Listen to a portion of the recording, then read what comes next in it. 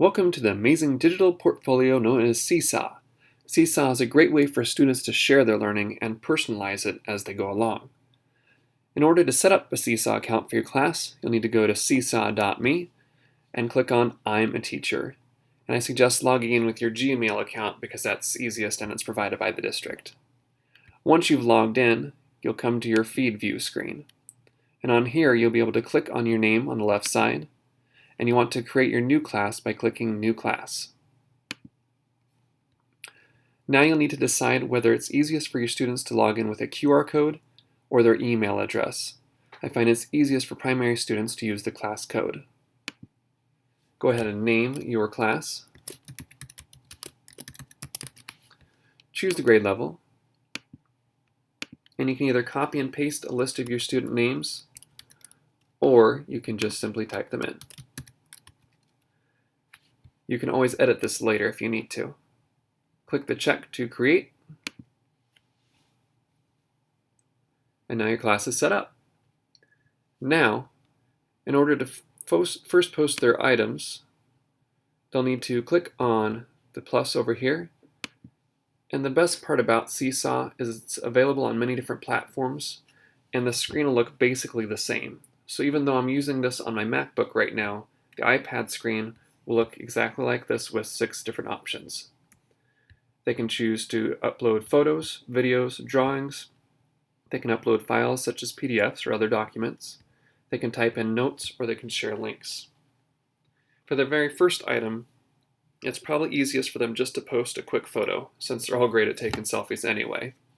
So click on Photo. It will pop up just like it would on the iPad, and they just click the little picture button at the bottom. If they like the photo, they can push the check. If they'd like to retake it, they can push Retake Photo. Now they can either rotate it, they can add audio to it, they can draw on it to add details, or they can add a caption. We'll just add a quick caption on here.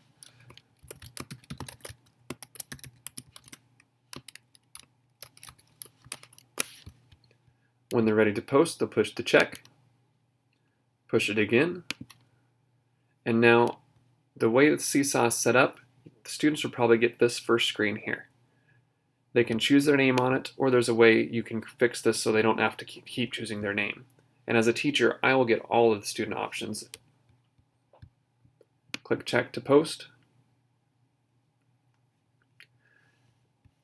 It will go onto the feed view. However, when students post, you will have to approve the item before other students can see it. So if you don't approve of it, you can push delete and it will not show up on the feed. That's a nice safety feature built in. Now I've shown you how to post items, but I probably should show you how to get students to log in. Click up here where it says Get Class Code. Students will need to download the app on their iPad at Seesaw Classroom, not Seesaw Parent. They will open up Seesaw and they'll click I'm a Student. So it'll look very similar to this screen here. They'll click I'm a Student. And they will scan this QR code with their Seesaw app. They do not need a separate QR coder. The Seesaw app has a QR code reader built into it. You can either have students use the QR code on your screen, or you can click here to print out the poster and you can post it in your classroom. So if students get logged out, which does happen, they can easily log back into their account. Then once they've done that, they'll go back to the feed view on their own Seesaw account.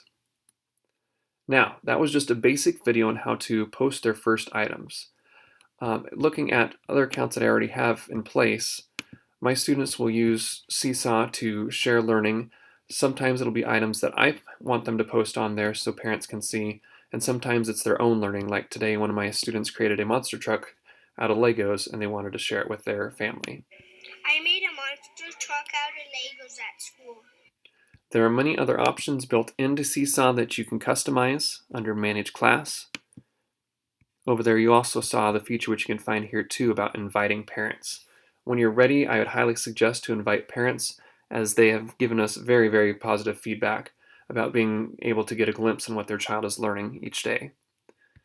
On here you can manage how they sign in, the students that are part of your class. You can create the ability for students to like or comment. You can manage whether or not they see each other's work.